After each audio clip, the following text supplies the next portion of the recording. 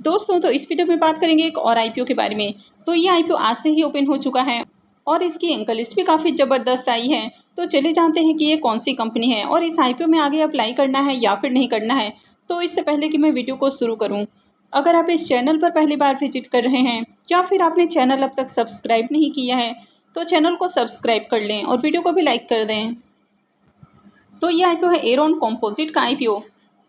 तो आईपीओ आज से ही ओपन हुआ है और ये 30 को क्लोज होने वाला है। फेस वैल्यू 10 रुपये पर शेयर है। बुकिंग प्राइस 125 है और आईपीओ में 1000 शेयर्स का लॉट है। आईपीओ के साइज को देखें तो आईपीओ 56.10 करोड़ का है और पूरी तरह से फ्रेश इशू का आईपीओ है और ये एसएमई आईपीओ है। कंपनी एनएसई एसएमई के ऊपर लिस्ट होने वाली है। इस आईपीओ में रिजर्वेशन पोर्शन को देखें तो एंकर इन्वेस्टर्स के लिए आईपीओ में 28.38% का पोर्शन है। मार्केट मेकर के लिए 5.33%, क्यूआईबीएस के लिए 18.93%, एचएनआईज के लिए 14.21% और रिटेलर्स के लिए 33.15% का पोर्शन है। अब इस आईपीओ में एंकर इन्वेस्टर्स भी आए हैं और कल ही आईपीओ में एंकर इन्वेस्टर्स की ओर से बिडिंग देखने को मिली है। तो इस आईपीओ में एंकर इन्वेस्टर्स को 12,14,000 शेयर्स एलोकेट किए गए हैं, यानी कि 15.18 करोड़ का पोर्शन एंकर इन्वेस्टर्स को एलोकेट किया गया है। तो चलिए अब इसके एंकर लिस्ट को भी देख लेते हैं। एरोन कॉम्पोजिट के अगर एंकर लिस्ट को देखें तो आईपीओ के एंकर लिस्ट में टोटल 10 एंकर इन्वेस्टर्स आए हैं, यानी कि 56 करोड़ का आईपीओ है और इसमें 10 एंकर इन्वेस्टर्स आए हैं। तो आईपीओ का एंकर लिस्ट अच्छा है। इस कंपनी के बिजनेस के बारे में बात करें तो कंपनी 2011 में इस्टेब्लिश हुई है और ये company glass fibre reinforce polymer product बनाने का काम करती है, यानी कि ईआरपी प्रोडक्ट कंपनी बनाती है। तो ये कंपनी कॉम्प्रहेंसिव सॉल्यूशंस ऑफर करती है, जैसे कि कॉन्सेप्चुअल डिज़ाइन है, प्रोटोटाइप डेवलपमेंट है, टेस्टिंग है, मैन्युफैक्चरिंग है, लॉजिस्टिक्स सपोर्ट है, इंस्टॉलेशन है और आफ्टर सेल सर्विसेज हैं। तो ये जो कंपनी है ये इंडिया के साथ ही इंटरनेशनल मार्केट में भी एक्सपोर्ट करते हुए देखने को मिलती है, यानी कि 30 से ज़्यादा कंट्रीज़ में कंपनी अपने प्रोडक्ट एक्सपोर्ट करती है और वहाँ पर इनके 800 से भी ज़्यादा कस्टमर्स देखने को मिल जाते हैं, यानी कि इनका मेजर रेवेन्यू एक्सपोर्ट मार्केट से ही आता है। और कंपनी का जो एक्सपोर्ट रेवेन्यू है वो धीरे धीरे इंक्रीज होते हुए देखने को मिल रहा है, यानी कि 2021 में कंपनी का एक्सपोर्ट रेवेन्यू जहां 36% का राउंड था वो अभी देखें तो 56% के ऊपर देखने को मिल रहा है। वहीं पर अगर डोमेस्टिक सेल्स की बात करें तो कंपनी का जो डोमेस्टिक सेल्स है वो धीरे धीरे कम होते हुए देखने को मिला है, यानी कि पहले जहाँ इसका डोमेस्टिक सेल्स 63% देखने को मिल रहा था वो अभी 43% के ऊपर देखने को मिल रहा है, यानी कि इस कंपनी का जो ज़्यादा बिजनेस है वो एक्सपोर्ट मार्केट से देखने को मिल रहा है। तो ये जो कंपनी है ये B2B सेगमेंट में काम करते हुए देखने को मिलती है, यानी कि कंपनी कई सारे जो इंडस्ट्रीज है तो उनको अपने प्रोडक्ट और सर्विसेज ऑफर करती है, जैसे कि यहाँ पर टेलीकॉम सेक्टर देखने को मिल रहा है, ऑयल एंड गैसेस है, रिफाइनरी है, रिन्यूएबल एनर्जी है, केमिकल है। तो यहाँ पर कई सारे बड़ी बड़ी कंपनियों का नाम इनके क्लाइंट लिस्ट के अंदर देखने को मिल जाता है, जैसे कि ONGC है, NTPC देखने को मिल रहा है, गुजरात नर्मदा वैली भी देखने को मिल रहा है, ग्रासिम भी है, यहाँ पर लार्सन एंड टुब्रो देखने को मिल रहा है, टाटा प्रोजेक्ट है, ऑथो लिमिटेड भी देखने को मिल रहा है, यानी कि कंपनी का क्लाइंट बेस भी काफ़ी अच्छा है। तो कंपनी ज़्यादा से ज़्यादा जो सर्विसेज हैं, यानी कि कंपनी के जो प्रोडक्ट हैं वो बिजनेस टू बिजनेस में आपको सर्व होते हुए देखने को मिलते हैं। तो कंपनी के अगर ओवरऑल बिजनेस को देखें तो कंपनी का बिजनेस काफ़ी अच्छा है।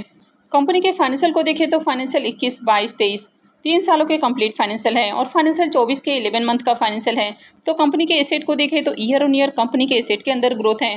कंपनी के रेवेन्यू को भी देखें तो कंपनी का रेवेन्यू भी साल दर साल बढ़ते हुए देखने को मिला है, यानी कि फाइनेंशियल 21 के अंदर कंपनी का रेवेन्यू 79 करोड़ है, फाइनेंशियल 22 में 109 करोड़, फाइनेंशियल 23 के अंदर देखें तो 181 करोड़ और फाइनेंशियल 24 के 11 मंथ में देखें तो 180 करोड़ है। और उम्मीद है कि जो एक मंथ है तो उसमें इसका जो रेवेन्यू है वो और ज़्यादा इंक्रीज होते हुए देखने को मिलेगा। अगर कंपनी के प्रॉफिट को भी देखें तो फाइनेंशियल 21 में कंपनी का प्रॉफिट 255 लाख है, यानी कि 2.5 करोड़ के अराउंड कंपनी का प्रॉफिट है। फाइनेंशियल 22 में देखें तो 3-3.5 करोड़ है, फाइनेंशियल 23 के अंदर देखें तो 6-6.5 करोड़ से ज़्यादा का प्रॉफिट है और फाइनेंशियल 24 में देखें तो 9.5 करोड़ के अराउंड कंपनी का प्रॉफिट देखने को मिल रहा है, यानी कि ईयर ऑन ईयर देखें तो कंपनी का प्रॉफिट भी इंक्रीज हुआ है।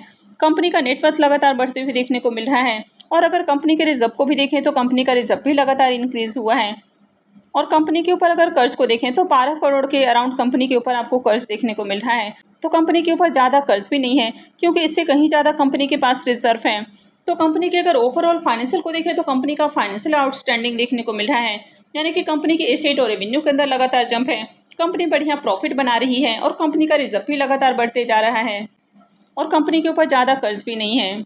इसके अगर मार्केट कैप को देखें तो 200 करोड़ के अराउंड कंपनी का मार्केट कैप है। ROE को देखें तो ये 31.33 का है, तो ROE काफ़ी अच्छा है। ROC भी 29.67 का है, तो ROC भी काफ़ी अट्रैक्टिव है। डेट टू इक्विटी रेशियो 0.35 का है, तो ज़्यादा कर्ज नहीं है। और रिटर्न ऑन नेटवर्थ को भी देखें तो ये भी 27.09 का है, तो ये भी काफ़ी अट्रैक्टिव है।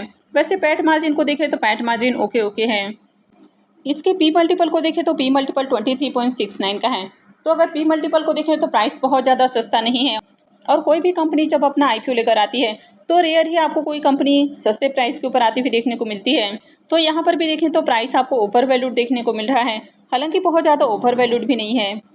इस आईपीओ के लीड मैनेजर को देखें तो हेम सिक्योरिटी इसका लीड मैनेजर है, माँ शीतला सिक्योरिटी प्राइवेट लिमिटेड इसका रजिस्ट्रार है, और हेम फिनलेज इसका मार्केट मेकर है। यानी कि ये जो आईपीओ है ये भी हेम सिक्योरिटी लेकर आ रहा है। आईपीओ में लॉट साइज को देखें तो आईपीओ में 1000 शेयर्स का लॉट है, और एक लॉट के ऊपर इन्वेस्टमेंट अमाउंट 1,25,000 रुपये देखने को मिल रहा है। इस कंपनी के अंदर प्रमोटर्स की होल्डिंग अभी 100% है, और आईपीओ मार्केट में लिस्ट होने के साथ प्रमोटर्स की होल्डिंग 73.63% हो जाएगी। इस आईपीओ के सब्सक्रिप्शन फिगर को देखें तो अभी 3:30 बजने वाले हैं, और अब तक आईपीओ देखें तो 1.44 टाइम सब्सक्राइब हो चुका है। QIBs की ओर से देखें तो पहले दिन ही काफ़ी अच्छी डिमांड है, यानी कि आईपीओ ओपन होने के साथ ही QIBs पोर्शन फुल्ली सब्सक्राइब हो चुका है, और आईपीओ 1.48 टाइम सब्सक्राइब किया गया है। HNIs पोर्शन में आईपीओ 0.65 टाइम, यहाँ पर रिटेल पोर्शन में आईपीओ को 1.76 टाइम सब्सक्राइब किया गया है। तो आईपीओ में अब तक 2,500 के करीब आपको एप्लीकेशंस लगते हुए देखने को मिला है, यानी कि बहुत अच्छी डिमांड तो देखने को नहीं मिल रही है, लेकिन पहले दिन ही खुलने के साथ ही QIBs की ओर से एप्लीकेशंस लगते हुए देखने को मिला है, तो ये काफ़ी पॉजिटिव है। आईपीओ के शेड्यूल को देखें तो आईपीओ 28 अगस्त यानी कि आज ही ओपन हुआ है, और ये 30 अगस्त को क्लोज होगा। आईपीओ का अलॉटमेंट डेट 2 सितंबर होने वाला है, रिफंड डेट 3 सितंबर रहेगा, क्रेडिट डेट भी 3 सितंबर है, और आईपीओ की लिस्टिंग 4 सितंबर को होने वाली है। तो एरोन कंपोजिट आईपीओ के ग्रे मार्केट प्रीमियम को देखें तो अब तक इसका ग्रे मार्केट में प्रीमियम ओपन नहीं हुआ है। वैसे कंपनी का बिजनेस काफ़ी अच्छा है, फाइनेंशियल भी आउटस्टैंडिंग है, और आईपीओ के सब्सक्रिप्शन फिगर को देखें तो आईपीओ खुलने के साथ ही QIBs पोर्शन भी फुल्ली सब्सक्राइब होते हुए देखने को मिला है, यानी कि पहले ही दिन देखें तो QIBs की ओर से बढ़िया सब्सक्रिप्शन है। तो ओवरऑल देखा जाए तो आईपीओ काफ़ी अच्छा है, लेकिन अब तक इसके ग्रे मार्केट के अंदर डिमांड नहीं है, तो ऐसे में अप्लाई करना थोड़ा रिस्की हो जाता है। हालांकि 2 दिनों में अगर बढ़िया डिमांड आती है और आईपीओ का ग्रे मार्केट में प्रीमियम ओपन होता है तो फिर अप्लाई करने के बारे में सोचा जा सकता है, या फिर ओवरऑल जिस तरह का ये आईपीओ देखने को मिल रहा है तो इसमें अप्लाई करने का रिस्क लिया जा सकता है। सेमी आईपीओ में आपका रिस्क काफ़ी हाई हो जाता है, क्योंकि अगर आईपीओ डिस्काउंट में लिस्ट होता है तो इससे बड़ा नुकसान भी हो सकता है। तो इसलिए सेमी आईपीओ में इन्वेस्टमेंट से पहले काफ़ी सोच समझ कर ही इन्वेस्टमेंट करें। तो आप भी कमेंट करके बता सकते हैं कि क्या इस तरह के आईपीओ में अप्लाई करना चाहिए या फिर नहीं करना चाहिए। तो अगर आपको वीडियो अच्छी लगी है तो वीडियो को लाइक कर दें, और चैनल को भी सब्सक्राइब करके रखें, और वीडियो को अंत तक देखने के लिए आप सबको बहुत बहुत धन्यवाद।